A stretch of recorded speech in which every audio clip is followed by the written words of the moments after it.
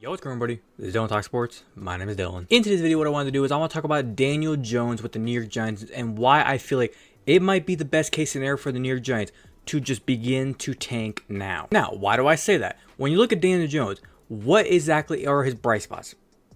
Exactly, there are no bright spots. We've seen Daniel Jones be in the NFL for a handful of years, and so far, what has he done? Maybe one meaningful year, he did okay, they got to the playoffs, they won a playoff game, but other than that, he hasn't really shown anything. And recently, the NFL actually came out with, I believe also with Pro Football Focus, they released a power ranking for all the quarterbacks in the NFL, kind of ranking them from top to bottom for all the starters, and guess who was around the bottom? You guessed it. Daniel Jones. Daniel Jones is coming off of his ACL tear, he's coming back, he played a preseason game here recently, and let me tell you something, against the Texans, he looked dog shit. He threw 2 picks in that game. He could have honestly probably thrown 4 the way he was throwing the ball from what I saw from the highlights of the game. And the one important thing about the Giants is with the contract they gave Daniel Jones is they actually have a chance to get out of the contract this upcoming season. After the season's over, they can get out of the contract, which begs the question then to look at next year's draft class of, is it almost worth it to just tank now because you have a good team around you?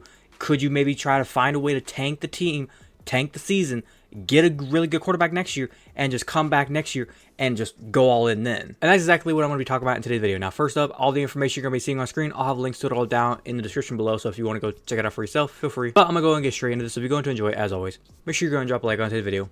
Be very much appreciated if you do so. But without further ado, let's get into it.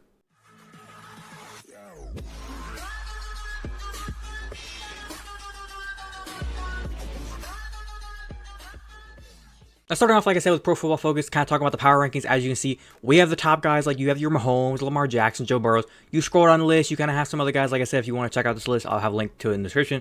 But then you keep scrolling, and you keep scrolling, and you keep scrolling, and then you finally get to Daniel Jones. The only players that are actually below him is Aiden O'Connell, Gardner Minshew, a combo there. You also have Sam Darnold and JJ McCarthy, and Jared Stidham and Bo Nix, a bunch of rookies kind of below him. So put it this way, Daniel Jones, the fact that the world thinks that the only players that you are better at that playing the quarterback position is most importantly Gardner Minshew, because he's going to be the Raiders starter this year, Sam Darnold because he's going to be the starter because JJ McCarthy's injury, and then probably Bo Nix. I'm sorry, bud, but that ain't saying much. Like, this is the same quarterback that's been in the league for about, what, 5 years now? He's got the $160 million contract extension. Like, this is the same dude, right? Now, just to solidify the question of why he's actually, should they tank, just in case you're still like, well, maybe he can come back this year.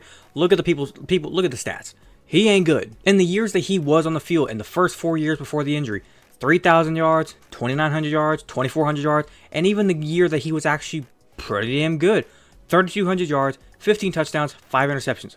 You telling me you're paying $40 million for that? Like, I am sorry. If that is what you're paying that much money for, this ain't going to cut it. I would have thought he'd been throwing at least like close to 4,000 yards, maybe like 20, 25 touchdowns.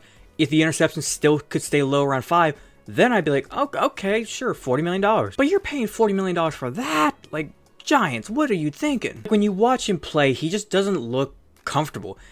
The way he processes the defense, like what the defense is giving him, the way he's trying to go through his reads, the way how he scrambles, he doesn't put 2 hands to the ball when he runs.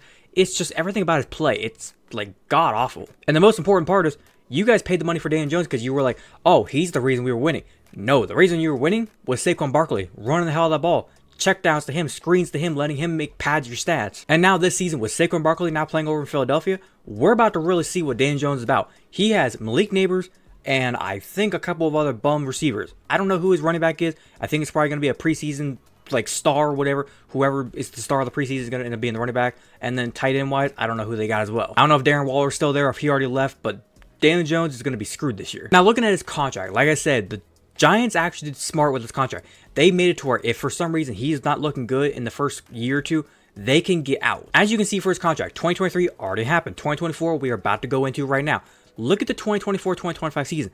$0 guaranteed. $0 guaranteed. So if they wanted to just, after the season's over, go up to him the second that last game's over, you're eliminated from the playoffs, whatever. It been probably eliminated from the playoffs. That week 18 game happen or season week happens, and it's over. Playoffs are getting ready to start. You guys can go on your vacation. You can call up Daniel Jones and be like, hey, don't even come back. And if they wanted to be even smart about it, I guess this is how it works. Right here, where you says cut, do a post June 1st cut. Look right here. You can't cut him this year because look at all the dead money you'd be taking versus a cap saving. Versus if you cut him then, you could be paying about $22 million, but you'd be saving almost $80 million in money. So it pretty much makes sense for the Giants. even if you didn't want to keep him next year, you could pretty much just say, we're going to draft somebody. Daniel Jones, we're going to put you in the bench as like a somewhat of a backup, and we're going to play a rookie because you just suck. Or if they wanted to go ahead and do it, like I said, just kick him to the curb after this year, and they wanted to say, Dan Jones, you are cut, you are gone, goodbye, good riddance, rookie, whoever you are, come here, come save us. They could do that. Now, when it comes to who they could go after, this right here from Pro Football Focus kind of has all the quarterbacks from the college rankings of who's going to be probably top quarterbacks in the draft next year. I don't agree with it too much, but we'll kind of look at it just for example. Right now, they got Connor Wigman, the quarterback from Texas A&M. I didn't even know he was that good. Carson Beck from Georgia. Apparently, they're saying he's better than Shedeur Sanders. I always thought Shedeur Sanders was going to be the best quarterback out of this class. My mistake. You got guys like Graham Ertz, Quinn Ewers, Jackson Dart. Like, there's a lot of good quarterbacks you could go after. Dylan Gabriel, Cam Ward. Like, look at this list. There are a lot of quarterbacks they could select. And nobody says the Giants have to get the #1 overall pick. They don't have to tank that bad. If they end up with like the 4th pick, the 5th pick, the 6th pick, look at these players. They could just say screw what the mock drafts say. We're taking the quarterback, and this is who we're taking. If like they like one of these guys and they're available right there at their spot, take them. Now, some reports have kind of come out about Shedeur Sanders saying that he wants to go to Vegas. He wants to play for the Raiders, obviously because it's Vegas. My thing is, you can't really control who you say you play for. We're gonna draft you. Are you gonna pull an Eli Manning? Because if that's the case, #1, that's bullshit. #2. Why would you do that? The Giants want you. You could play in the media cap of the world, the New York Giants. And if you win in New York, oh, that's going to make you be the star of the country. Like, there is just something different about winning in New York. Like, everybody's eyes are on you if you win in New York. Plus, also with the New York Giants, just imagine if they can go and get one of these rookie quarterbacks. Then you get 4 years of just straight rookie contract money. It could be $8 million, $9 million, whatever it's going to be probably by the time next year, whatever the contracts are going to be going into next year for the rookie salaries. If you can be paying that, and then you can find a way to pay your other guys around your team, you can build free agency, pay a lot of other people, bring people in, build a contender around one of these rookie quarterbacks rather than having to pay $40 million for a bum that doesn't know the back of his hand from the back of his ass. It'd be worth it if you ask me. But I'm going to go ahead and wrap it up by saying this. Like I said, Daniel Jones, he needs to go. The Giants, they'd be better off without him. I'm going to say it now. There is a way of tanking without making it known that you're tanking. Because in the past, tanking used to be known as just take all your starters out, don't play anybody, make it seem like they're all injured, whatever it may be. Nowadays, with Daniel Jones, just let him play. Like, for God's sakes, like, it's the honest way of saying it.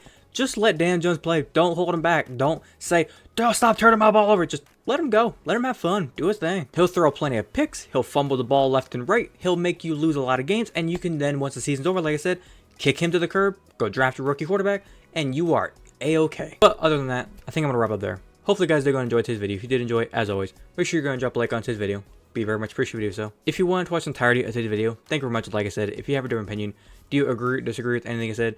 Do you think that they should move on from Daniel Jones now or later? Do you think they should draft a new rookie quarterback next year? Do you think Daniel Jones is the weapon or is the key weapon to helping them win games? Is not the key weapon to helping them win games? What do you think about Daniel Jones as if you're a Giants fan? If you think they should keep him, get rid of him, whatever your opinion may be, leave a complete opinion down in the comment section down below. I'd be more than welcome to talk about with you guys. If you're a fan of the content that I do poster and you want to go and hit that big red subscribe button, feel free to do so. And do not forget to hit that little notification bell to be notified so I can post. But without further ado, this has been Dylan Talk Sports. Have a great day. Peace.